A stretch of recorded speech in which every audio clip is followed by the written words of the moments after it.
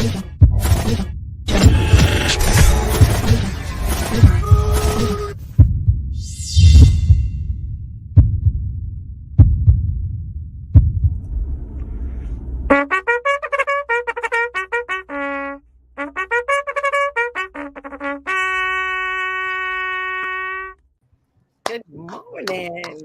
morning. Great morning. Welcome back to another Nudelberg Daily Huddle.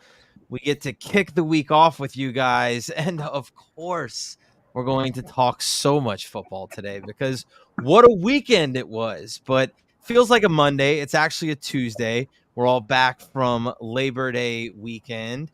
And Lori, I'm assuming on Labor Day weekend, you did very little labor. I did very little labor the last 3 days, which is unusual for me.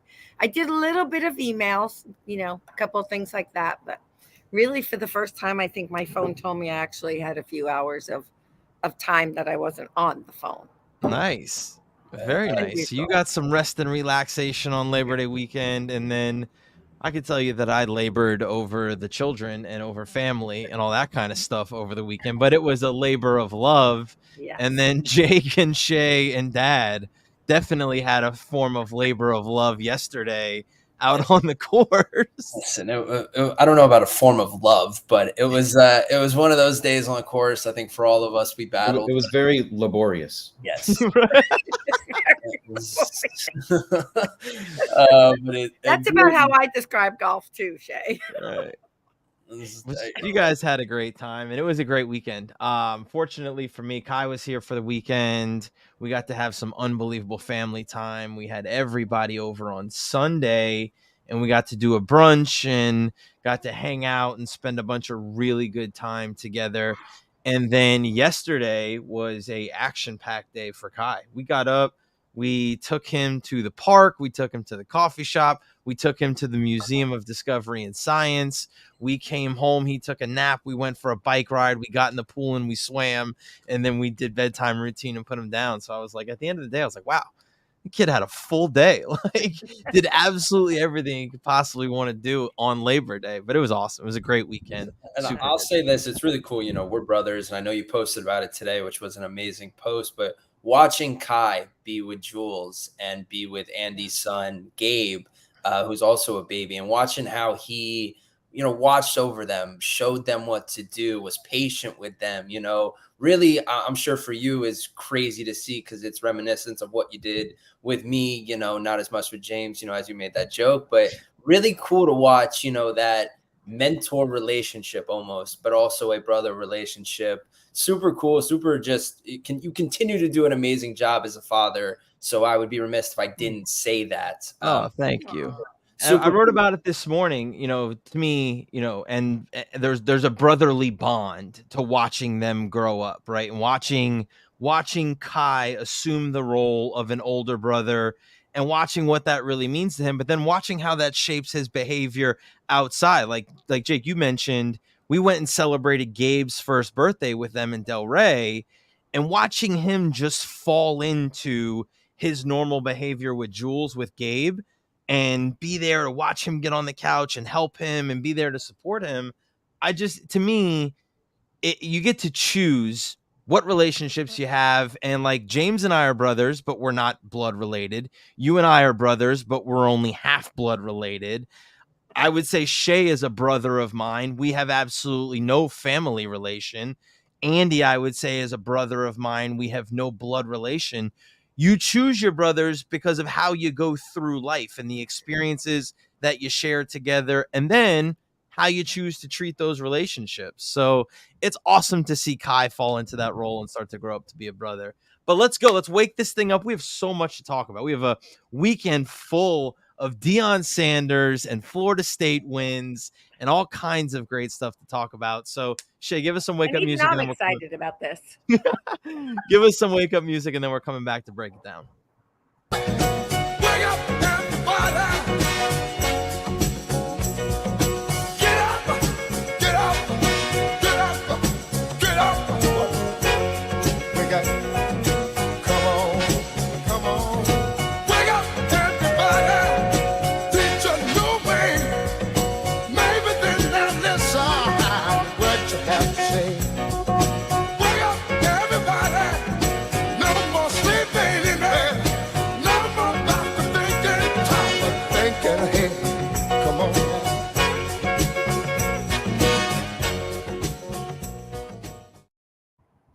So you would have to be living under a rock to know that Colorado did not win their opening game on Saturday against TCU. And as a former ball coach, you're immediately like, all right, let's not jump to conclusions. They didn't win a national championship. They won the first game. It was a difficult game. But you have to talk about what's happened to Colorado, a team that was non-competitive for half a decade at this point. They were really a lost program. And in what most people would say takes a long time to do, create a competitive program, get the right people in, cultivate the culture, all of that takes time. Well, how much time does it actually take? Because you got to see a completely different product on the field on Saturday. And to kick off that game, we're going to share the pregame speech from Coach Sanders that then led them to this victory. In Jesus' name we pray. Amen. Usually God give me a word long before this, but he's been holding it. Because it's not about them. This is about us. This has nothing to do with the team that's opposing us. This is about us. This ain't got nothing to do with the naysayers, the unbelievers, the haters, the doubters. This is about us. When we started this journey, we told you it was going to be trying, it was going to be tough, but you endured because it's about us. That man next to you is a miracle. That man next to you is a believer. That man next to you is a go-getter. That man next to you is a dog. That man next to you is somebody who wants this thing. That man next to you is somebody who believes. That man next to you is somebody that got to have it today. We ain't got tomorrow. We got now. We ain't got next. We got now. We ain't coming no more.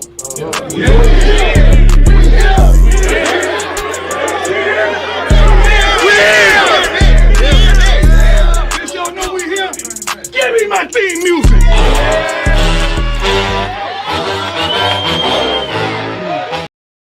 Okay, so I just got to tell you.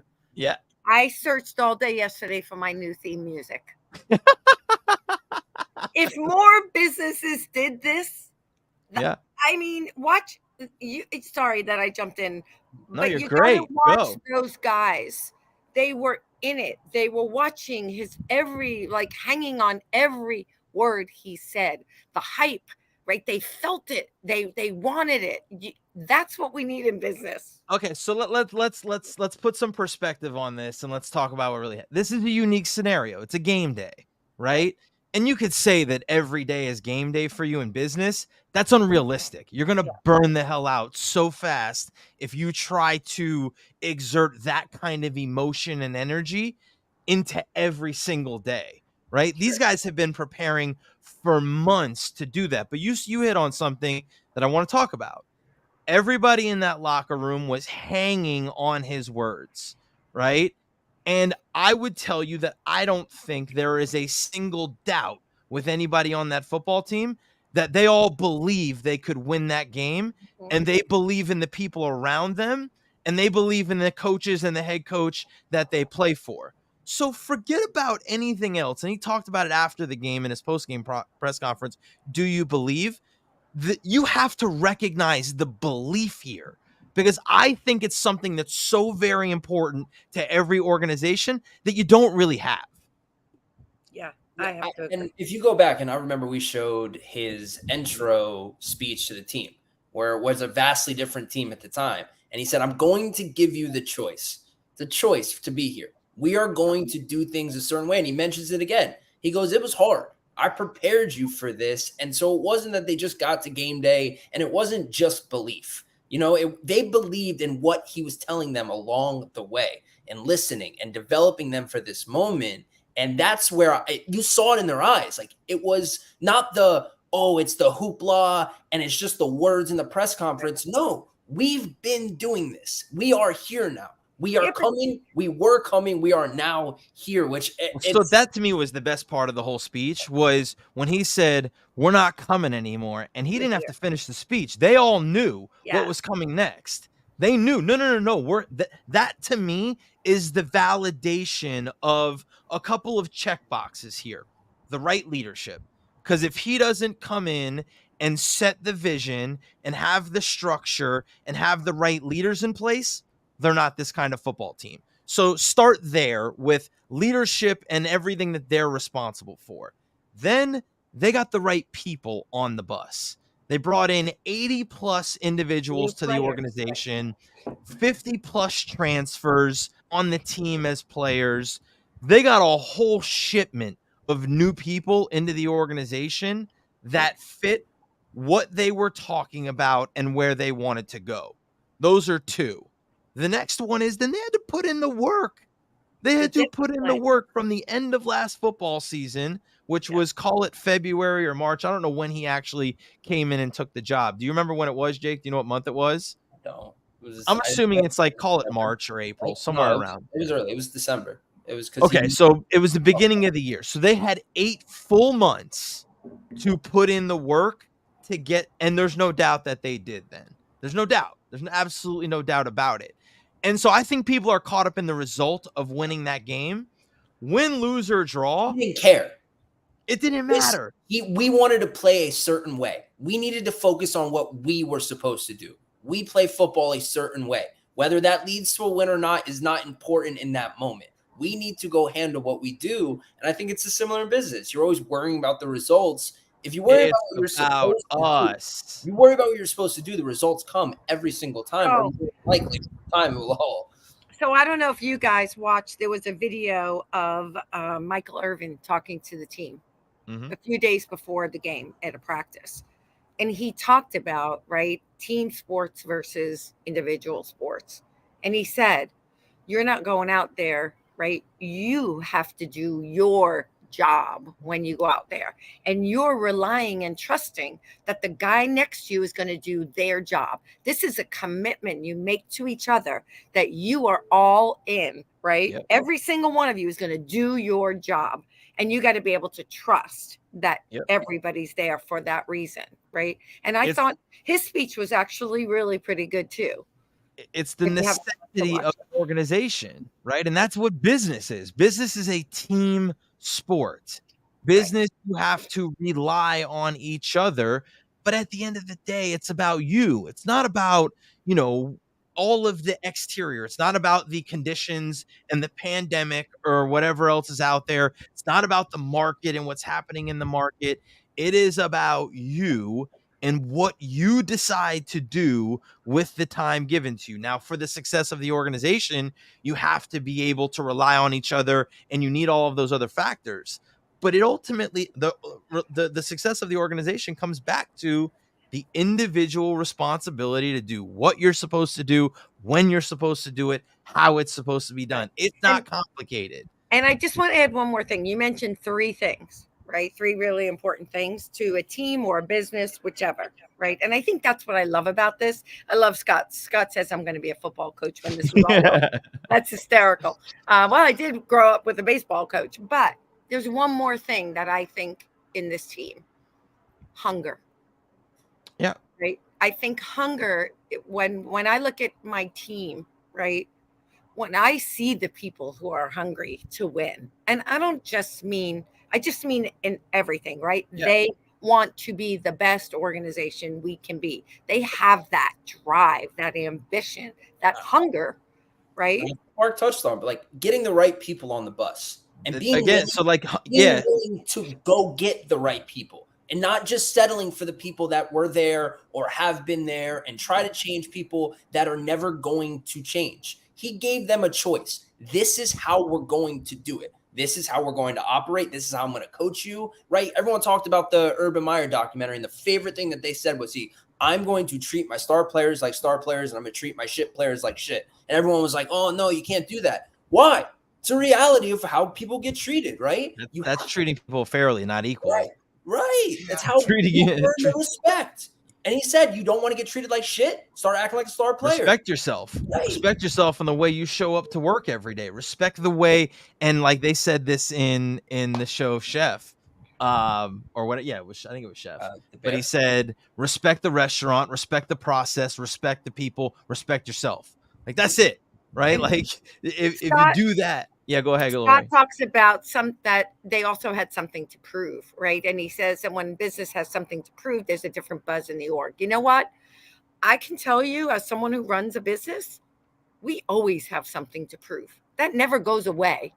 You may be struggling. So high performance organizations always have something to prove because they have something to prove to themselves every single day. It's not about, oh, well, we were a really bad football team and we're trying to become a good football team.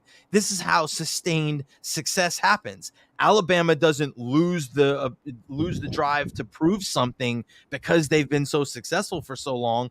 No, they continue to accept the challenge of getting 1% better every day, of finding that edge and reaching a standard of excellence.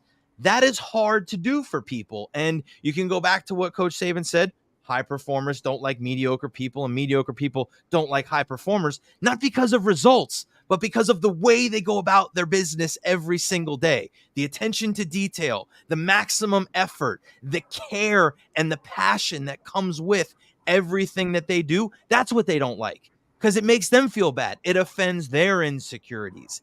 It offends their unwillingness to do that and hold themselves to that kind of standard. So it'll always, always, always come back to the individual. You either are or are not willing to accept the challenge to reach that high standard. What he did was he put together an organization of people that are all committed to reaching that standard right now. And as soon as he stops feeding that standard, you see teams fall off. You could point to Clemson. I don't know if that's a great one to point at because that's a very unique scenario in the way they lost that game.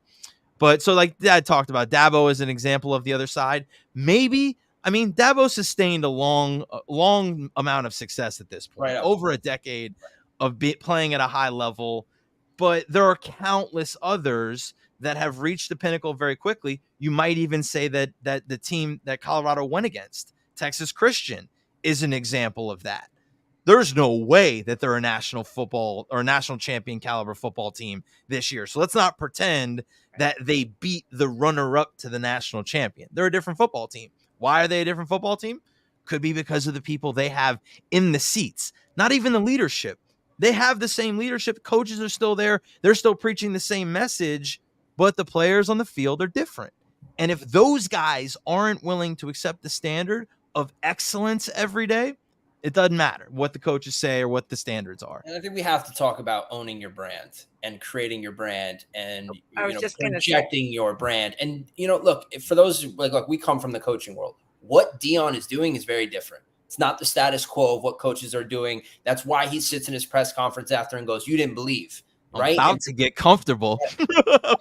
Like, he's doing things differently, which scared people. It frightened the organization. It frightened the status quo. Big time schools. Look, I would have loved the Gators to hire him. Look, I think Billy Napier is a good football coach. Don't get me wrong, but he's doing things differently, and it's going to work, or it looks like it's going to work. And he's sharing his story along the way. He is not creating it. This is how he's operating, and he's giving us an inside look on how he's doing it. And that's what we should all be doing. We should all be striving to not be how everybody, and then share it. Share your journey. Share the lessons you're learning while you're doing it, while you're growing. And so it's amazing to watch. It's a master's class on building brand, and I know we love watching it. And I want to kind of piggyback off that, because it's something that I was thinking about yesterday as I was thinking about the show today, because I knew we'd be talking about this, is you have to love, and it's what you guys preach constantly, social media. He's got his sons. He's got a team of people, right, doing social media and branding him, number one, right? We talk about that, right? So at first, when I first got on LinkedIn, I was like, oh, it feels like bragging. It doesn't feel right, right? You got to get past that, because look how, he never had that, right? Because his confidence level is just through the roof. But he built not only his brand, but then took that to Colorado, right? And created the hype on social media. So it wasn't just in the locker room, just wasn't on the field. It was around the world.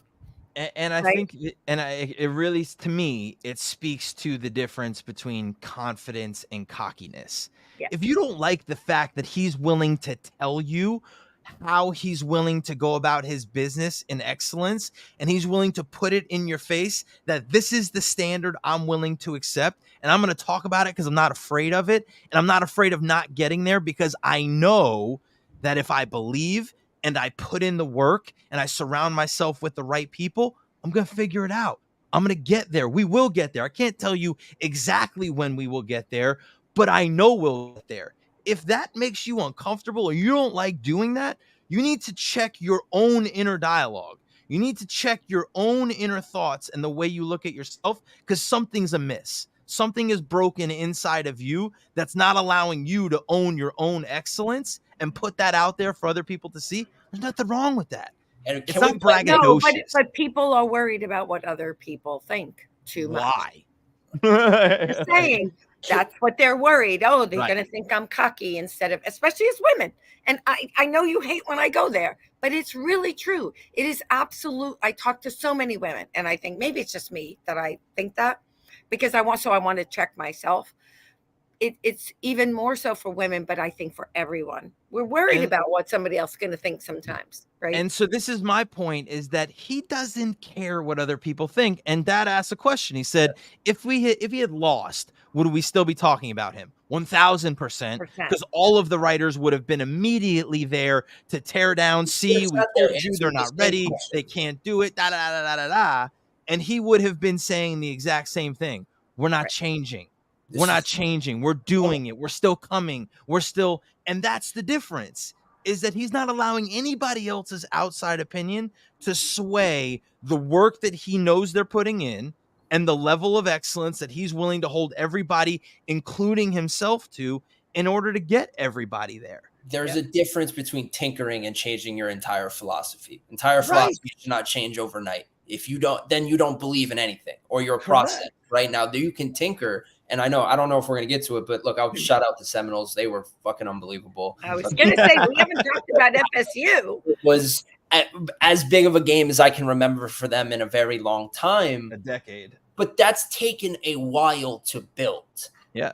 That didn't happen overnight. And there's a clip from Mike Norvell from 2001 where they're 0-4. That speaks to it exactly. He goes, this is how we're going to operate. This is how we're going to continue to operate no matter what is happening. And therefore, we're 2 years later. Listen, I'm in the pilot seat, right? Normally, we would do Wisdom Wednesday. We'd break down the blog tomorrow. We're not going to do that. We're going to push that to Thursday, which is great because it's about time management. So we are going to keep the blog on the calendar. We're going to push that to Thursday. We're going to continue this conversation of excellence, how you get to excellence, what it looks like, what it sounds like, and all of the things that go into it. We're going to carry it on tomorrow. We're going to talk about Florida State. We're going to talk about Mike Norvell. We're going to talk about the standard of excellence. And it's taken Florida State much longer than it took Colorado. Why? Because he got more people in faster. In my opinion, it's really simply about that, the rate of change. So, and Scott, I think, made a great comment about it earlier. Don't be afraid to clean house and go in a different direction if you know you don't have the right people in there. I think many more people will be willing to do that in college football now because of what was seen. It was frowned upon. Everybody looked at him like, you can't do that. You can't get rid of all those players. You can't just bring in a whole new roster. Why not? Why not? They don't fit.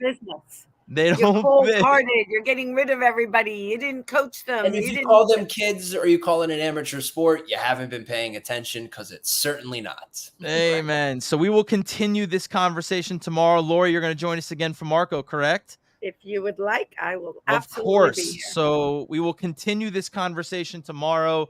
We did have a special motivational music for Jimmy Buffett because we lost him this weekend. We will pass that to tomorrow. This was a great show. Thank you guys for kicking off the week with me in such a great way. Do not forget to sign up for our newsletter so we can help you stay on the ball. We'll see you tomorrow. Let's get down to business.